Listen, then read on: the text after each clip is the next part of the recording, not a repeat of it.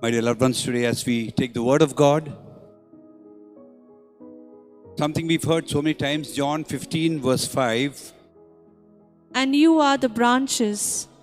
Those who remain in me and I in them will bear much fruit, for you can do nothing without me. Yeah, so we know that we've heard this so many times. You can do nothing without me. Jesus says that we can do nothing without him. And along with that, when we read John 15 verse 7. If you remain in me and my words remain in you, then you ask for anything you wish and I'll have it. Yes, so again you see the Word of God. It says if you and I remain in him, abide in him permanently all the time. Number one. And then he says, and my words remain in you. That's the key. It goes simultaneously, my loved ones, remaining in the presence of God and the Word of God abiding in us. Today, I just want to take from Hebrews chapter 2, verses 2 to 4, where the writer of Hebrews reminds us of one word, neglect. Neglecting the Word of God. In Hebrews chapter 2, verse 2 to 4, it says, for if the message declared through angels was valid, and every transgression or disobedience received a just penalty, how can we escape if we neglect so great a salvation? That word neglect. It does not say disobedient. No. It does not say disobedient. No, it says neglect. Neglecting the Word of God. It's so important. It says if the angels, even if the angels, were punished, how can you and I how can you and I escape the punishment of God if we neglect so great a salvation, the message of our Lord? And then it carries on. It was declared at first through the Lord, this message, Word of God, and it was attested to us by those who heard him, those who wrote the Gospels, epistles. It was all those people who heard the Word of God. It came to us in the form of the Bible. While God added his testimony by signs and wonders and various miracles and by gifts of the Holy Spirit distributed according to his will. So basically it says, when the message of God was given to us and when we neglect it, he says, how can you and I escape that punishment for neglecting, not for disobedience, forget that, for neglecting such a great thing. Hallelujah. Hallelujah. We're just going through this, what is happening in this today's world, the misery we are going through, the problems we are facing. It's not just being disobedient, but also neglecting the Word of God. If you look at Proverbs chapter 1, verses 24 to 27, let's pay attention to that. Hallelujah. I have been calling you, inviting you to come, but you would not listen. You paid no attention to me. You have ignored all my advice and have not been willing to let me correct you. So when you get into trouble, I will laugh at you. I will mock you when terror strikes. When it comes on you like a storm, bringing fierce winds of trouble, you are in pain and misery. Yes, Proverbs, one of the oldest books, it says, God says, I have been calling you.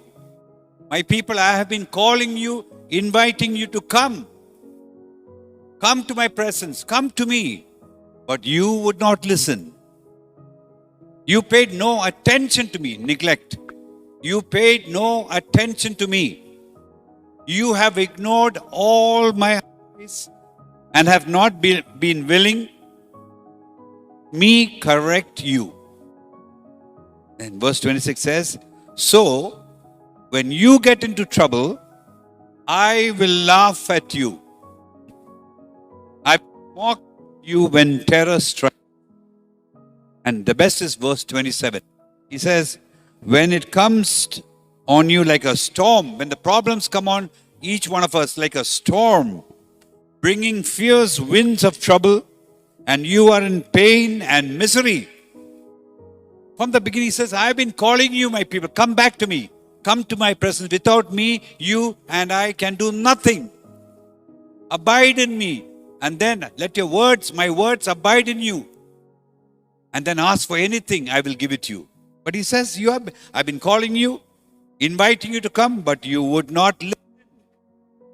That's what's going on. You paid no attention to me.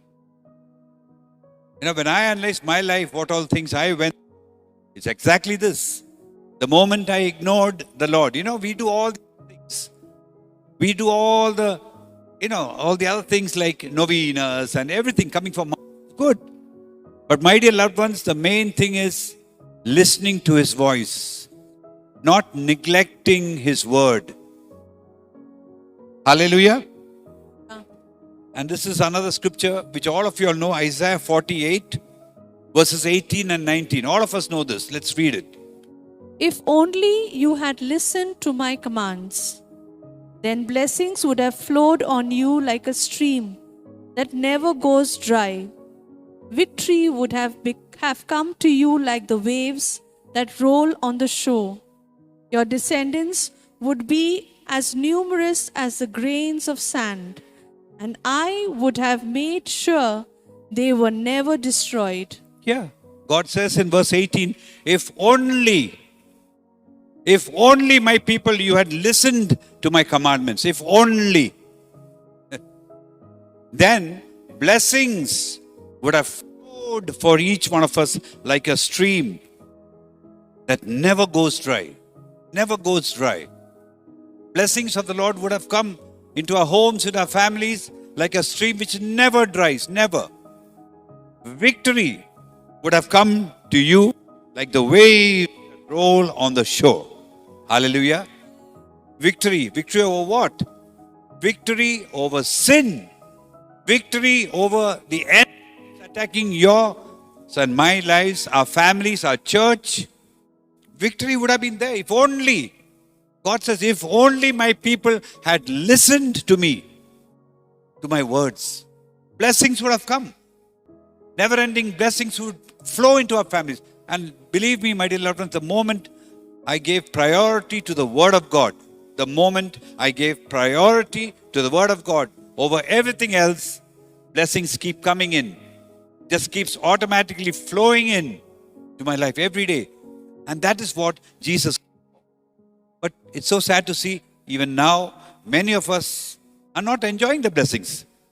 We are just struggling, like the Crow Catholic. I always say in my retreats, we are Crow Catholics. You know what are Crow Catholics? The crow keeps flapping all the time, low altitude bird. But God wants you and me to be mature sons and daughters of God, to be eagle Catholics. Eagle. Flying high in the altitude without any strain. The eagle doesn't flap its wings. It just goes like this with the power of the wind stream. But you and I, as the sons and daughters of God, you and I, our life should be like the eagle, flowing in the power of the Holy Spirit. Hallelujah. Hallelujah. The wind, the power of the Holy Spirit. You and I, once you are in that level, we don't have to worry and struggle and get tensed and all sorts of fear. All these things are not from the Holy Spirit, my dear loved ones. But why are we still in that situation? Why? Even now, many of us, we are worried about tomorrow. We are worried about problems. We are worried about our finances. We are worried about our children. We are worried about our health. Why? Jesus, in Matthew 5, he says, in one chapter, he says 3 times, he says, do not be anxious. Do not be anxious. Do not be anxious. But what are we? We are going against that commandment. When we are anxious, when you are worried, at that point of time, my dear loved ones, It is not the Holy Spirit who's guiding you and me. It is the evil spirit who's taking control of the temple of the living God, one of the rooms. He's taking control. Subletting the rooms of our temple to the enemy. Just because we neglect, the word neglect, to listen to the commandments of the Lord. Neglecting. It's not enough to just read the Bible like a parrot. Anyone can do that. I tell our youngsters, youth, if you read even one verse a day, one verse, let it become alive. Just one verse. You don't have to spend 1 hour, 2 hours. No. You take one step, the Lord, the wind stream of the Holy Spirit will take us to that high level. Hallelujah. Hallelujah. Hallelujah. Hallelujah. And then verse 19, which is applicable nowadays to most of us, our children. Our children. It says, your descendants would be as numerous as grains of sand, and I would have made sure they were never destroyed. What's going on? I know many parents who are worried about their youngsters. They're worried. We are worried about our children. We are worried about them. What's going on? The bad company they keep. Are they into drugs, into alcohol? Are they into crime? Are they into immorality? All those questions. Even if our children come late after a movie, we're worried. What's happened to my kid? Where are they? Abhi kahan hai? All those things. My dear loved ones, one of the reasons why we as parents are going through these tough times is because we have neglected the Word of God. Neglected the Word of God. If only you had listened to my commandments, my dear people, then blessings would have flowed into our families like a stream which never dries up. Can we say that? Check your lives. Why is it that you come for week after week for all these programs? We go for all the Zoom meetings, we go for retreats, and yet within a day, within a week, within a month, we are back to square one. Why? Because we failed to carry on, to continue. We've neglected to continue to listen to the Word of God. Hallelujah. Hallelujah. Jeremiah chapter 2 verse 13 again. You know this verse. Let's read that. Jeremiah 2 verse 13. For my people have committed two evils. They have forsaken me, the fountain of living water, and dug out cisterns for themselves, cracked cisterns that can hold no water. Okay, you know what God says? He says, my people, they have committed two evils. Two. Number one, they have neglected me. They have forsaken. We think that we can do without Him. Lord, we can do without you. When the problem comes, we come to Him. Every moment of our lives, it should be focused on Him. Hallelujah. Number one, they have forsaken me. They have neglected me. Number two, neglected Him, the fountain of living water. We have neglected the fountain of living water, which should come out all the time. Living waters. We have neglected them. We can do without you, Lord. And then second one, they have dug out cisterns for themselves. Cracked cisterns that can hold no water. We think we can do this, but remember, God says, my people have committed two evils, two sins. Number one, neglected the living water, the one who gives us living water. Number two, we have created our own cisterns, and that also cracked, leaking cisterns. Where we get filled by the Holy Spirit, it leaks out. It leaks out from your mouth by the way we speak, by the way we behave, by the way we speak in our own homes. It leaks out. We think, we know everything. We are not obeying the commandments, especially the way we speak. The Holy Spirit power leaks out slowly. That's what He says. We have dug out cisterns for themselves, cracked cisterns that can hold no water. Why is it that we commit sin again and again? Just think about it. We come for mass, we go for confession. Within a day or two, that was my example. Within a day or two, there was a time, go for confession on a Saturday, receive communion on Sunday. Monday, back to the same sin, anger, dirty thoughts, impure thoughts, the way we behave to one another, everything, etc., etc. Why? Because the Spirit is leaking out. The Holy Spirit power is leaking out by the way we speak. Yes, this mouth, this tongue. Last time I think we spoke about that. My dear loved ones, it's so sad. We are neglecting the Lord. When you see, in the early church, once they received the power of the Holy Spirit, see the example of the disciples in Acts chapter 6, verse 2.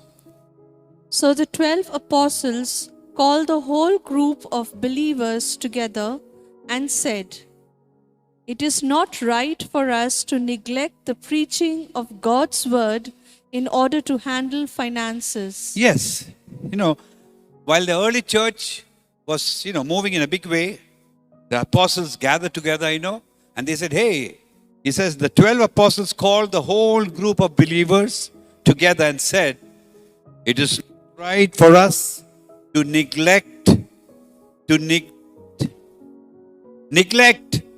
the preaching of God's word in order to handle finances. And that's exactly what Pope Francis is telling his brother bishops and the brother priests. Sorry to say that, but it's so true. We have neglected the word of God. Our church is messed up. Why? Because we have neglected the word of God. We are into schools and hospitals and all sorts of things, which is good. But see the example of the early church. They said, hey, let others let them handle all this. In our ministry, I don't handle all this finances and all that. All my other people, I don't have a big thing. But any money or anything organized is done by our group, our people. I don't have a ministry as such. But I give preference to the word of God. Hallelujah. They say it is not right for us to neglect the preaching of God's word in order to handle finances. Pope Francis says it beautifully. He said, my dear brother bishops, my dear brother priests, come out from all these things and focus on the word of God. On the word of God. How many people are doing it? That's why I'm so happy. I always say I'm so happy COVID-19 has come. Very happy. Shake up. Everything shaking. Where are the finances now? Hello? Where are the finances? Everyone is shaking. Even Porta. Everywhere. Everything. They're all, because why? Because God wants us to neglect the word of God. That is the number one thing. Word of God. It's become, like, I'm sorry to say this, but now it's become a danda. That's like you say in Hindi. Everything is, all organization. In the early church, it was just word of God. Word of God. Preach the word of God. Today, that is what the world requires. That is what you and I and the church needs. The word of God. To save our families, save our church, to save the world. We need the word of God. And we are neglecting the word of God. Hallelujah. We are doing so many other things. My dear loved ones, this is a wake-up call. Wake-up call. Nothing else is going to save you and me, our families, and our church. Hallelujah. Then something also the great gift which God has given you and me, the greatest gift to mankind, the presence of the Holy Spirit living in us. Living in us. In the Old Testament, we know the Holy Spirit came and went, but Jesus said, wait till you are filled with the power of the Holy Spirit. We are neglecting that great gift. Let's take 1 Timothy chapter 4, verses 14 and 15. Hallelujah. Do not neglect the spiritual gift that is in you, which was given to you when the prophets spoke and the elders laid their hands on you. Practice these things and devote yourselves to them in order that your progress may be seen by all. Yeah, let's take verse 14. St. Paul tells Timothy, do not neglect the spiritual gift that is in you and me. Hallelujah. Do not neglect that holy power which is in you and me. We have neglected it. Because if you and I really paid attention to the presence of the Holy Spirit in us, if you and I gave importance to the fact that you and I are called to love our God with all our heart, 100%, we have neglected. 50-50 ho gaya. We have become lukewarm people. 50-50. Thunder. Lukewarm. Neither hot nor cold. Chalta hai Catholics. Chalta hai Catholics. We have sublet some of our rooms of the Holy Spirit, of the temple, which is in us. We have sublet the speech room. The way we speak. How do we speak? Do we speak the way the Holy Spirit wants us to speak? Words of love, joy, peace, patience in our own homes. How do we speak? Example. Baatcheet kaisa hai abhi? It's sad. What about the peace of mind? Tension, worry. Can you say that I am living a life without any tension, without any worry? That means neglect the importance of the fact that the spiritual gift of the Holy Spirit, the fruits of the Holy Spirit, we have neglected to produce the fruits of the Holy Spirit. And in Isaiah 5, I don't know if I've spoken some time ago. Isaiah 5 says, God says, I've done so much. I planted a vineyard. I did everything for that vineyard, which is us, the people of God, to produce fruit. But instead of producing good fruit, my people have produced sour grapes. And then he says, I will show you what I'm going to do. You know what he does? He says, I'm going to remove the hedge. And I'm going to allow the beasts of the forest to come in. You know, beast, lion. 1 Peter 5:8. Be alert, be watchful. Your enemy, the lion, the devil is prowling like a roaring lion. When we fail, when we neglect to produce the fruits of the Holy Spirit, God is not pleased. That is the time when our defense is open and He will come and take control of the rooms of the temple of the living God, which is you and me. Hallelujah. Hallelujah. And in verse 15, St. Paul continues. He says, practice these things. Practice, keep on practicing and devote yourselves to them, producing the fruits of the Holy Spirit. Practice, keep on producing peace, keep on producing love, keep on producing joy, keep on producing patience. Maybe 1 week we'll okay, but again back to square one. No, practice, keep on. The army people, the soldiers, they practice day in, day out, even if there's no war. Every day they get up at 4 o'clock and they do exercise. Why?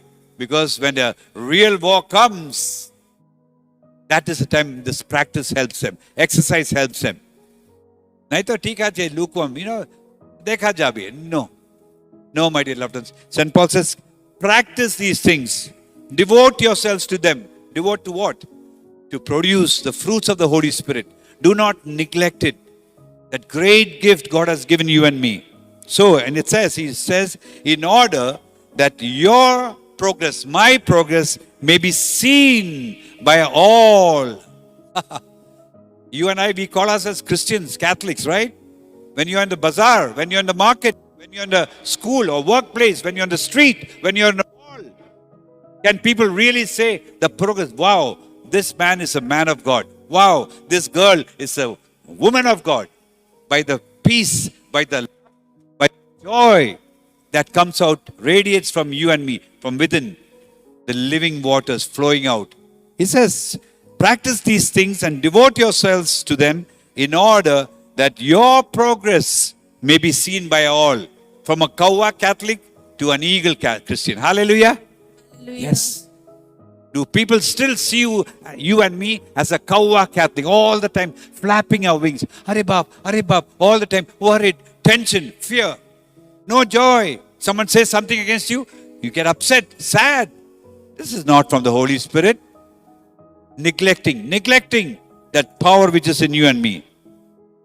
Now, Jesus says, says in Matthew 22, the two most important commandments. Love your God with what? With all your heart, your mind, soul, strength. And the second one is what? Love your